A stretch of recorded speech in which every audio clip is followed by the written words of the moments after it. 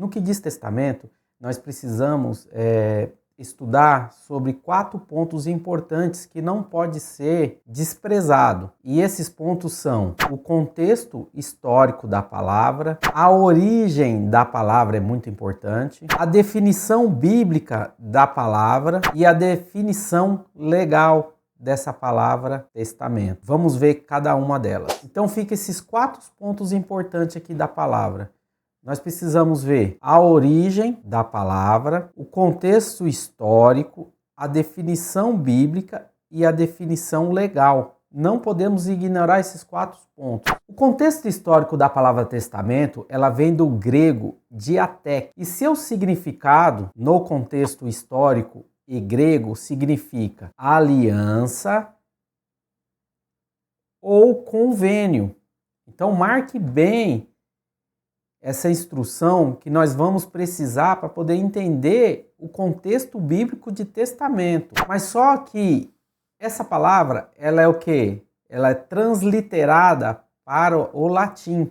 E quando ela vem para o latim, ela vem com a palavra testamentum, que significa atestação ou declaração de vontade. Isso mesmo. Observe que a palavra, ela já tem o quê? Ela já tem uma mudança no seu significado original. Nós temos uma definição bíblica sobre o significado dessa palavra, que refere-se o quê? A uma aliança entre Deus e a humanidade.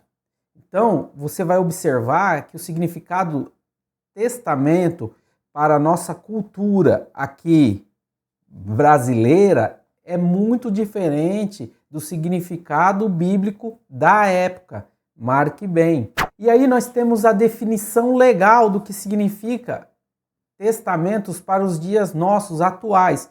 Que hoje o testamento nosso ele significa um documento escrito que uma pessoa expressa a sua última vontade de distribuições de bens. Observe só. Com certeza, a palavra testamento hoje para nós, ela vai ter um significado de quê? De um desejo nosso para com alguém. E realmente foi tirado do contexto bíblico, sim. Mas observe que ele vai ter uma distorção do seu significado. Veja bem, e Novo Testamento foi uma maneira que acharam de quê?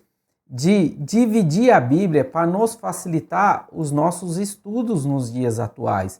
E a origem bíblia, que significa biblios ou biblioteca, são o quê? Conjunto de livros. E aí só que foram divididos em versículos e capítulos. Nós não podemos ignorar essa informação.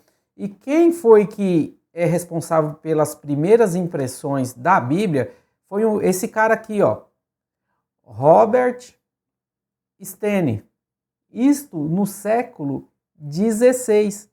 E só aí que a Bíblia começou a ser impressa e ela começou a ser estudada, porque até então quem detinha o direito da Bíblia era a Igreja Católica. Só que pense bem, a Bíblia ela é dividida em várias partes, inclusive ela é dividida nos 5 primeiros livros, que são os Pentateucos, ela também é dividida pelos seus livros históricos, ela é dividida pelos seus livros poéticos, ela também é dividida por profeta maior, profeta menor e o Novo Testamento dividido pelas cartas paulinas, Apocalipse, Pedro, João e Tiago. Nós não podemos descartar isso, porque isso é uma maneira que nos facilita. Agora, querer contestar o Velho e o Novo Testamento se começa em Mateus ou em Atos, eu acho que é uma bobeira. Por quê? Porque o significado da palavra testamento, ela mudou muito diante do tempo. E alguém vai querer contestar sobre Hebreus 9, aonde Paulo fala que o testador tem que ter morrido para que o testamento tenha validade. Ora, mas Paulo não está falando num significado de testamento dos nossos dias atuais, mesmo porque a conotação de testamento veio primeiro o contexto bíblico para depois o nosso contexto de hoje. E aí nós precisamos ir para o texto. Vamos para o texto para poder olhar o que é que Paulo está dizendo. Então nós temos Hebreus capítulo 9, versículo 15, onde diz assim: por isso mesmo, ele é o mediador da nova aliança, ok? A fim de que, intervindo a morte para a remissão das transgressões que havia sob a primeira aliança. Então, Paulo aqui está falando de duas alianças. E recebam uma promessa da eterna herança, aquele que tem sido chamado. Versículo 16, onde diz assim: porque onde há testamento, ou seja, onde há uma aliança, onde há o diatec, o original está escrito essa palavra aqui, é necessário que intervenha a morte do testador. Paulo ele vai explicar muito bem sobre o assunto. No versículo 17 ele diz assim: pois é um testamento, certo? Testamento que é diatec, aqui só é confirmado no caso de mortos, visto que de maneira nenhuma tem força da lei enquanto vive o testador. Ora, peraí, o que Paulo está falando aqui? Nós precisamos continuar lendo para entender o que ele está falando. Vamos ver o 18? Pelo que nem na primeira aliança, certo? Nem no primeiro testamento, foi sancionado sem... E aí essa palavra aqui, em algumas plataformas, ela é proibida, não pode falar. Então, ou seja, o que Paulo está falando aqui na carta? Gente, ele está falando o seguinte: até Moisés, ele vai continuar aqui no versículo 19, até Moisés, na antiga aliança, houve necessidade de quê? De aspersão. Isso mesmo, ele saiu aspergindo, né? Aquele material vermelho, que não pode falar o nome em algumas plataformas. Ele saiu aspergindo o tabernáculo, ele saiu ungindo os utensílios dentro do tabernáculo. Então, o que não podemos ignorar é que essa ideia de testamento bíblico, ele tem uma conotação de quê? De aliança. E lembrando que a primeira aliança de Deus, ele foi com a humanidade em Adão, onde o texto vai dizer que um animal foi morto para que pudessem colocar vestes em Adão. Lembre bem disso, isso não pode ser ignorado. E aí, essa ideia de testamento hoje não serve para Deus. Por quê? Uma pergunta que eu vou fazer: Deus está morto ou Deus está vivo? Jesus está morto ou Jesus está vivo? Então, se Deus vive, como que o testamento de Deus vai valer?